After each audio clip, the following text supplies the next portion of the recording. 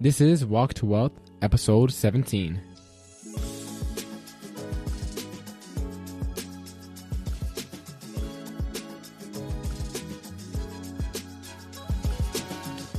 My name is John Mendez, and I am your host. Welcome to Walk to Wealth, where I motivate and inspire people new to the world of personal finance by letting you all in behind the scenes of someone who's still on his way. Thank you for tuning into today's episode. For all my new listeners, welcome. I'm glad that you're here. I'm glad that you can make it. For all the OGs in the building, welcome back home. Thank you for all the loyalty and all the support. Make sure to stick around for the entire podcast. We're going to be going over business credit, personal credit, network marketing, Airbnbs, with another like-minded young individual who's got it popping, who's successful early on. So make sure to stick around. Hey everyone, welcome to the Walk to Wealth podcast. We're here with another interview. Today we got a very good friend of mine, a very special guest, my boy Ru. Ru, for anyone that may not know you, tell us a little bit about yourself. You know, what's your elevator pitch? What's going on, y'all? My name is Ru. I'm a 23-year-old financial strategist. I come up with different strategies to help individuals create residual income through credit, things like Airbnb. All right, and Ru, you're another young guy for me. We were about the same age almost. You getting it popping. Tell us a little bit about your walk to wealth. How did you get started? Where did you start off? How did your upbringings inspire and kind of guide this path that you're on now? Yeah, absolutely. And appreciate you for having me once again, bro. I started my entrepreneurship journey in 2020. Originally, I played college football in Connecticut. That's currently where I reside right now. Played football at Southern Connecticut State University. And I started my first year, and then COVID came around. And, if it's one thing that I remember, everybody always said, if you didn't come out of COVID a hustler, you pretty much wasted your time. For so long, we were stuck in the house. Everybody was getting sick. Everything was closed. You had no choice but to find ways to make money online. People were losing their jobs day to day. For me, they kept canceling the football seasons 2 seasons in a row. So, I once had dreamed of going to NFL, but obviously my life went through a whole 360 once they canceled my seasons. So I had friends on the football team with me. They were actually in the same locker room unit as me. That's how I met them. And every day after practice, they'd come and they'd show their phones to each other yo, look, I just made 300 today. Yo, look, I made, this much today. And they were trading crypto. They were day trading cryptocurrencies and foreign exchange. And that's pretty much what caught my eye. So I knew, okay, bet we're trapped, in the house during COVID. What can I do to make money? Those were the first group of friends that I reached out to. They introduced me to network marketing, which really just changed my life. And that's where it all started off. I started off with network marketing. And once I started to make some good capital network marketing, I wanted to diversify my money. I started to look into Airbnbs. I started to looking into credit, got into business credit, and now I'm currently, monopolizing with Airbnb. That's what's up, man. That's what's up. That's funny. That you say that if you ain't come out the pandemic a hustler, you wasted your time. Because for me, I was never entrepreneurial at all. I was always smart, always got good grades. School was always super easy for me. I knew I wanted to retire by 40 back in high school. I didn't really have any plans, as I said. I knew I didn't want to work corporate. And then pandemic happened, and then it's my whole mindset just shifted, did a complete 360, as you said. And from there, I just started looking for ways and stuff like that. And I ended up landing on real estate, which is kind of what you're doing with Airbnbs. And I just want to ask you really quick, for anyone that may not know, because I know we're in the finance world a little bit, so we throw around buzzwords like it's regular. But what's network marketing? Most people probably don't know what that is. Can you explain that for us?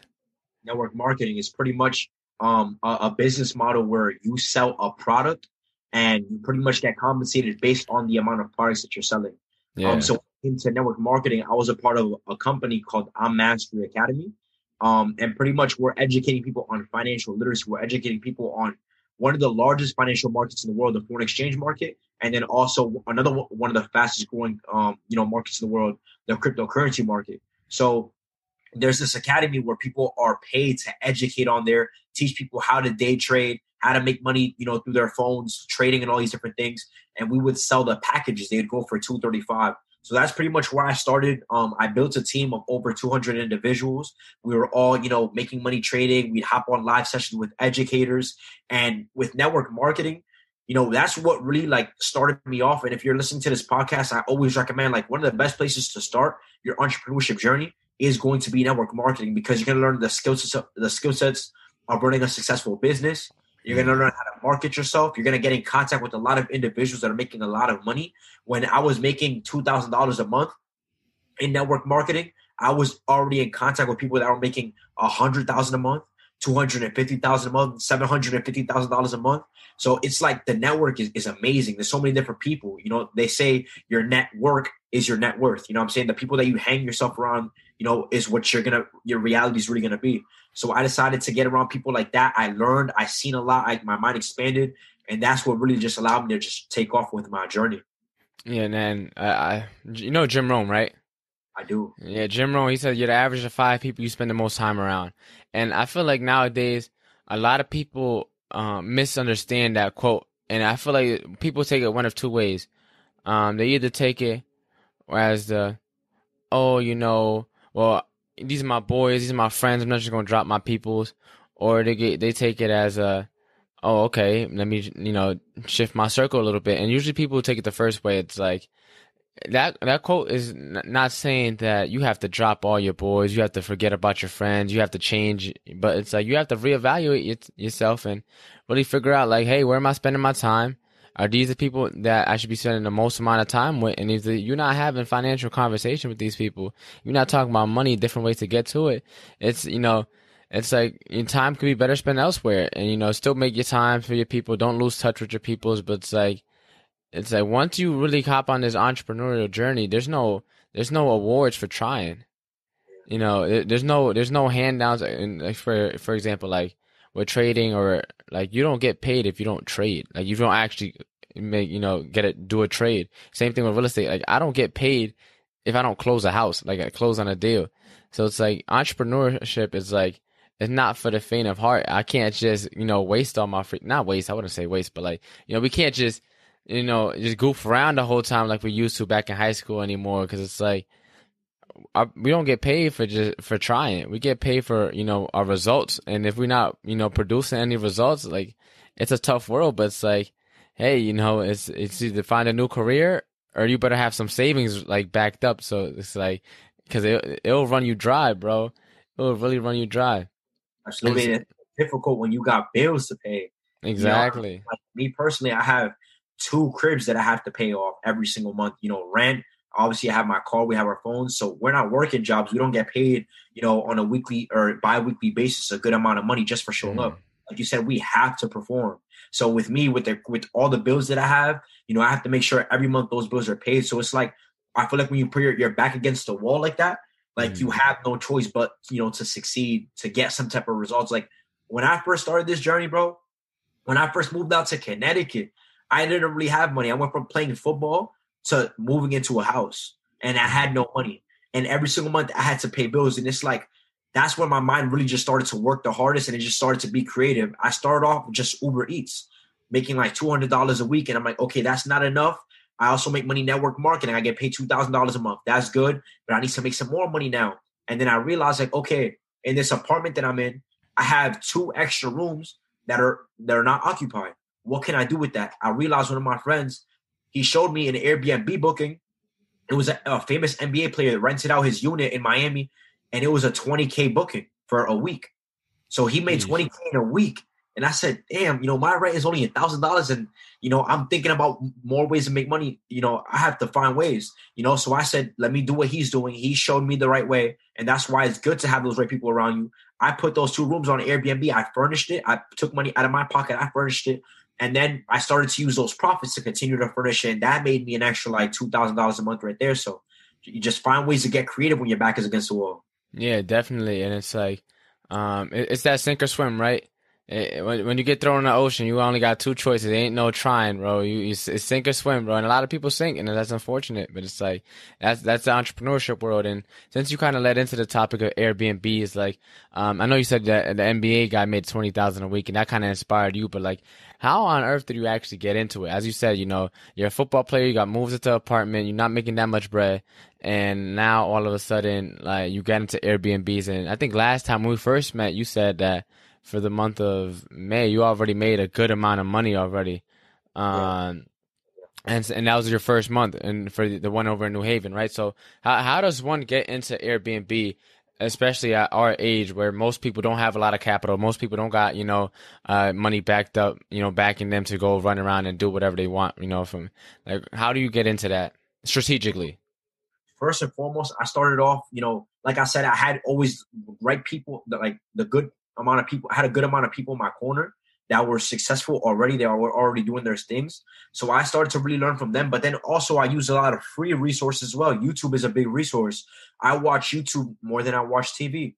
And I would search up, Airbnb. There's a lady that I did some research on. Shout out to her. Her name is Alexia Wright. She's actually located in Atlanta. She's like one of the queens of Airbnb. She has multiple different properties in Atlanta. And she pretty much monopolized with Airbnb. So just watching her videos on YouTube, I learned so much. And she was the one that actually, said that you can put up a shared space on, Airbnb. So like I said, I had an extra room, 2 extra rooms.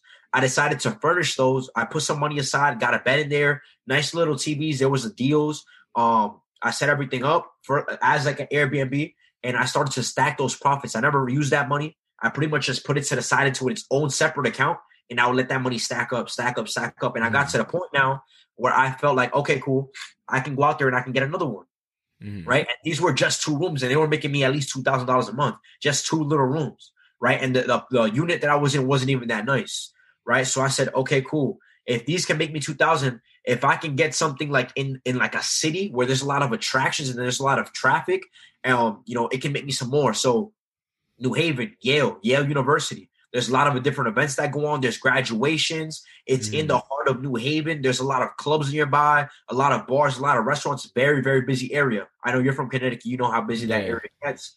So, I did some research. I sat down one day. It probably took me a whole day.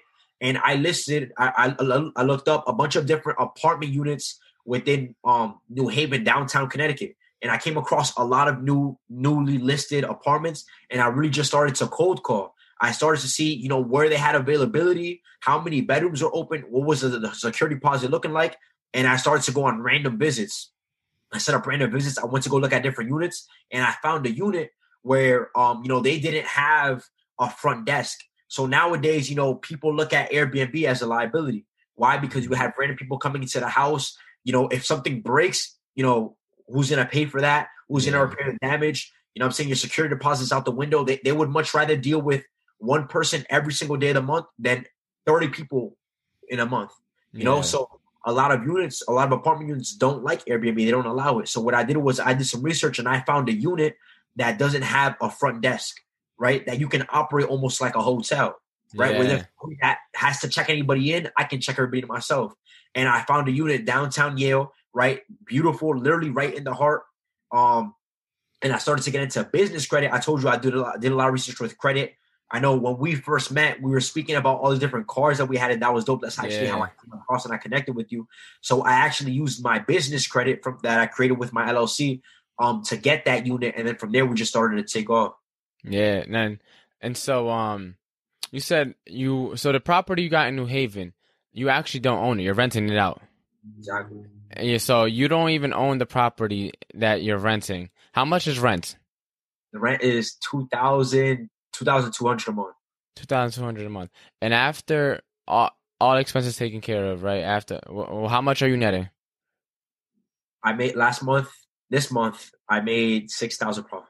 $6,000 in profit. So pretty much what you're telling me is that you don't have to buy a home. You can just find a place to rent, put it on Airbnb, and then rent that out. And I'm pretty sure it's called like subletting or subleasing or something.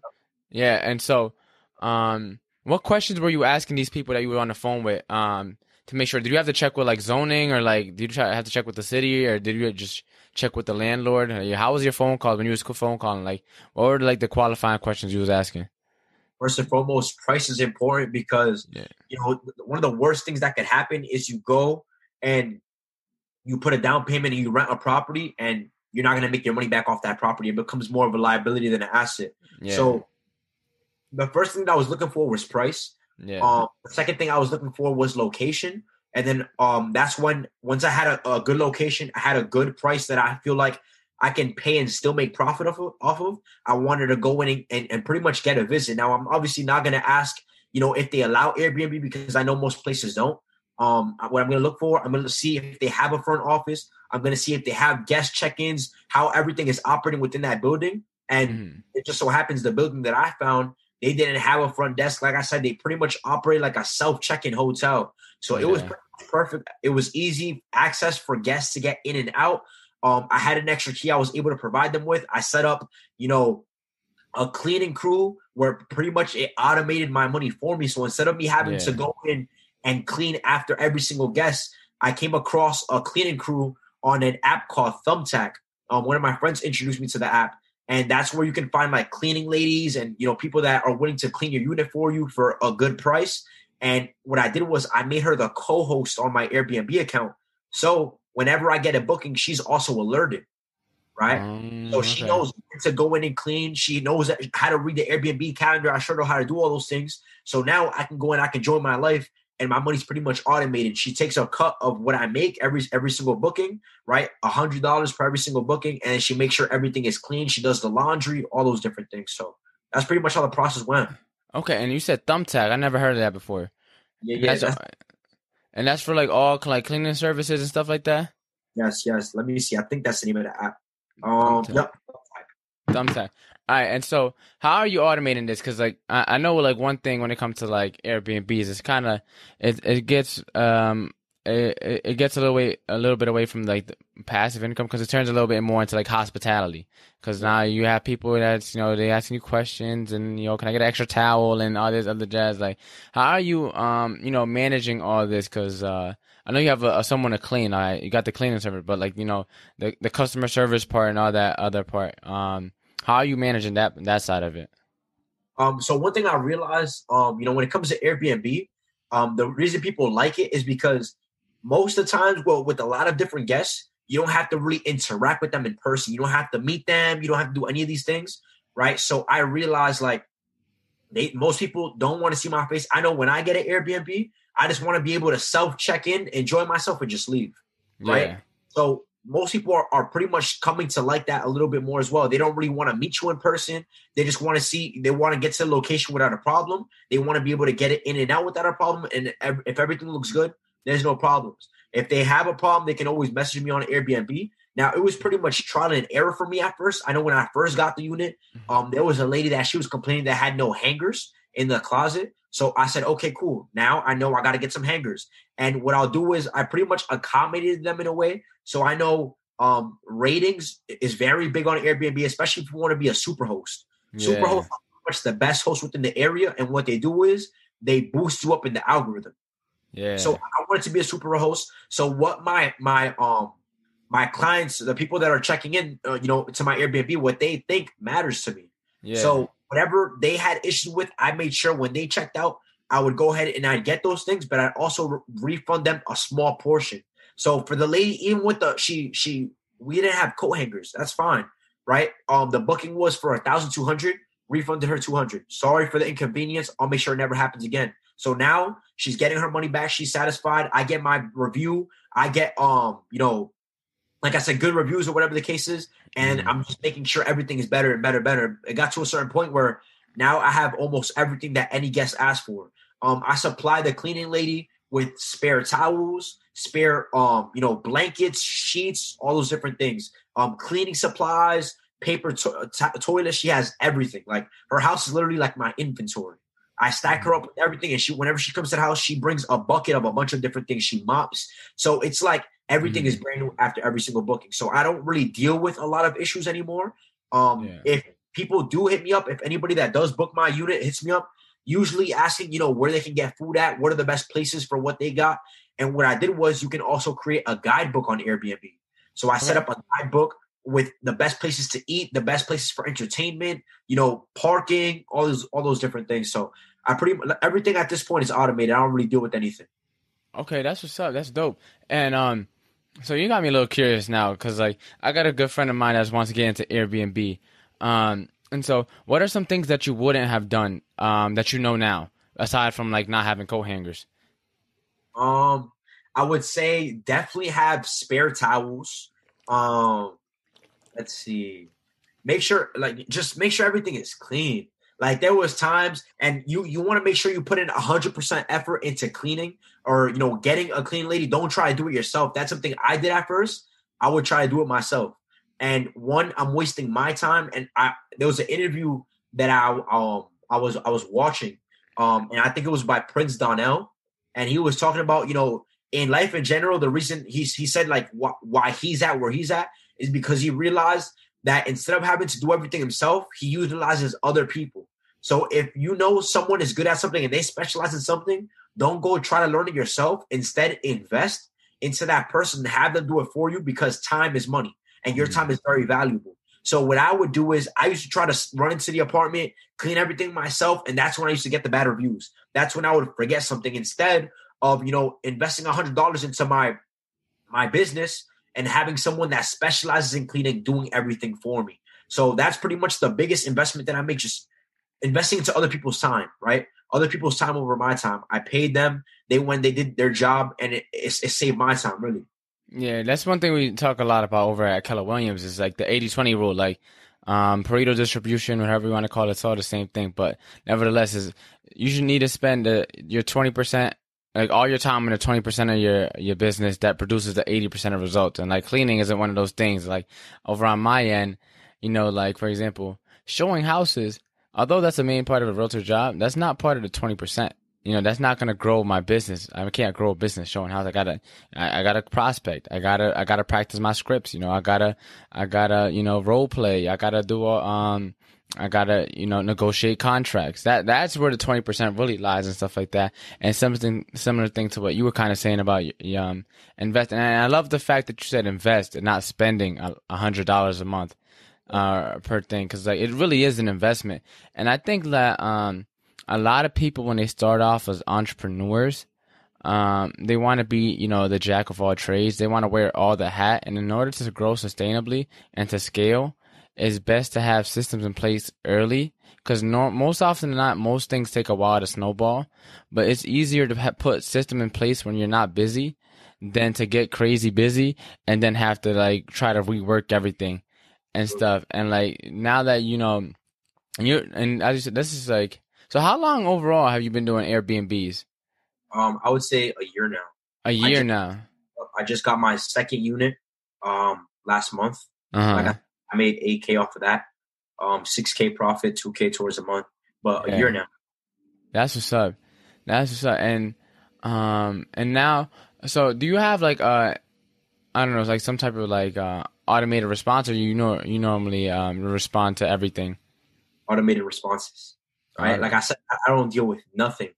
So once they book, they automatically get a check-in message. How exactly to check in? They get a check-in guide with pictures. I make sure I set up pictures, videos. So once they book, once they click on confirm, it pops up in their screen. Boom, check-in guide, how to get into the unit, how to get around, how to find the apartment. And then an hour before checkout, they'll also get a message to remind them everything that they must do before they check out. And then we'll go from there. Yeah, and then so when you were on YouTube University, I know you mentioned the shorty from Atlanta. Is there anyone else that really helped you learn about Airbnbs, like specifically that you looked into when you was doing your research? Absolutely. One of my best friends, his name is Kai Christopher. He's someone that he made his first six figures into Airbnb before I even started doing it. And that's, like I said, that's someone that I'm constantly traveling with. We do business together. Yeah. He actually was one of the people that introduced me into network marketing. So he's someone that I learned from. I actually invested into one of his courses. And there's something I actually wanted to talk about too. Just like I said, investing into courses is essential. And, just because someone is your friend, that, doesn't mean they should give you some type of discount. Like, always respect your friend's businesses. He told me the price for the course. It was $1,500. Like I said, it made sense to me because he is someone that he's made multiple six figures, through Airbnb. He's had trials and tribulations, right? He's had, he's messed up, he's failed, he's succeeded. So I'm pretty much paying for his mentorship, right? What I'm paying for is a shortcut to get to success, because instead of me having to go through that same trial and error, it's more like a smooth sailing road for me. Yeah. So I paid $1,500 for his course. He plugged me in. He got me right. I studied. I worked hard and I applied the information and it got me to where I'm at. So, don't think twice about investing into a course if you're listening to this podcast. If there's something you want to do, whether it's vending machines, you want to become an entrepreneur, you want to learn how to, obtain a large amount of money through all these different, things, invest money into, courses, learn from other people that have the results that you want. Yeah, a lot of people say too, like, oh, there's no shortcuts to getting rich and there's no shortcuts to being successful. It's like, yeah, there is. It's go find someone else who did it and go follow them, go shadow them. Like a lot of these people, and I find it crazy too, because nowadays everyone's pushing for higher minimum wage. It's like your life goal shouldn't just to be minimum wage. Like there's so many people, and granted, I know not everyone's fortunate enough to be in a situation like this, but like there's so many people who are successful who spent 1 year, 2 years, 6 months, 5 years working for free almost, just so they can shadow somebody, just so they could be behind someone who's a top producer, who's at the top of their field, who's at, the tippity top of the mountain, like, and will do it for free, just so they can get experience, so that when they branch off, like they can get it going and get the ball running. Like for example, like my dad, he has his own landscaping company. He's been doing landscaping over almost 10 years now, right? Just about. And so for 5 years, this man, he worked for this one dude, and I forget what the company name was beforehand. And he was pretty much like to my dad, like, yo, if you pretty much work for free for me for the next 5 years, at the end of the 5 years, like, I'm looking to retire. I don't want to be in this business no more. I'll give you the business. I'll put it in your name. Mind you, my dad wasn't here legally, right? So he's just now getting his EIN and everything this past month. Like, so when people that are born here should complain about, oh, there's not enough opportunities, I just laugh, because like people that, came here through illegitimate methods is out here making it happen, and so it's like he worked, like, and he still had to pay rent, still had bills, still had to do this XYZ, and he just found ways to make it happen and get money on the side and hustle. And then like he was doing, like, it wasn't like Airbnbs, but he was like dropping people off, like some type of like taxi service type of thing. And he was doing that for a while, and he was moving around a lot, and he was just finding ways to make it happen. And he ended up getting the LLC in his name. Well, it wasn't his name, it was his girlfriend's name at the time, for like 2 or 3 years. They're no longer together anymore. And he just actually recently got his EIN and his LLC filed in his name now, like his actual name. And so it's like, bro, it's like, but as I said, 5 years with like not a lot of money, it's like not a lot of people are willing to go through that for me, because it's like it's a lot, easier said than done. But it's like when you're actually in it and you're struggling, as you said, the back is against the wall. When you're thinking out of scarcity, you make scarce decisions. You're not thinking long term. You're not thinking in abundance. And so it's like, it's big what you just said. How you're Dominican, I believe, correct? Yeah, Dominican and Guatemalan. My dad's Guatemalan, but I always claim the Dominican side first. Yeah. So you have family that came from different countries, and that's pretty much one of my biggest inspirations, one of my biggest motivations as well. And I feel like as an entrepreneur, before you start, you have to have some type of burning desire, something that motivates you no matter what you go through. You should have that why. And just like you, my why, was my family. They all came from from DR. I'm Dominican myself, and my grandfather, he told me a story one time. He told me that growing up, when he grew up in DR, they achieved things at a way faster pace. And by the time he was 17, 18, he already had a house under his name. He already had a lot of money. They were moving at a different speed out there, and it's because they have less. So usually when they come out here, they already have everything set up. My mom told me the other day, she was talking to me, she was having a conversation. She said, you kids get me so mad. By the time I was 19, I already had a house under my name out here. We hustle different out there. And there was a story my grandfather told me when I was younger. He told me he had 4 brothers, him being the 5th, and they grew up poor out there. So he had 5 brothers, and they could only afford 1 uniform for the entire year for school. So he could only go to school on Mondays. He went to school every single Monday in the uniform. His brother would go on Tuesday. His other brother would go on Wednesday. And it'd be a rotation. He only went to school on Mondays. So school couldn't even work out for them. He had to stop going to school like in 6th grade to just learn about real estate, to learn how to make money for himself, become like that entrepreneur. So I took that story, and it's like, I use that as my motivation. I don't really want to be that person, that just sits around and waits for a miracle. I want to make shit happen. I want to make things happen for myself and my family, because they come from nothing, and it's like they look at me as the hope, like as that one, you know. So that's something that really just helped me as well. Thank you guys for tuning in to today's episode. Again, I am your host, John Mendez. You can find me at JohnMendez_realtor and at Walk to Wealth on Instagram. Please make sure to subscribe and leave a review if you're loving the podcast so far. New episodes are released every Sunday. Look forward to seeing you guys in the next episode. Take care.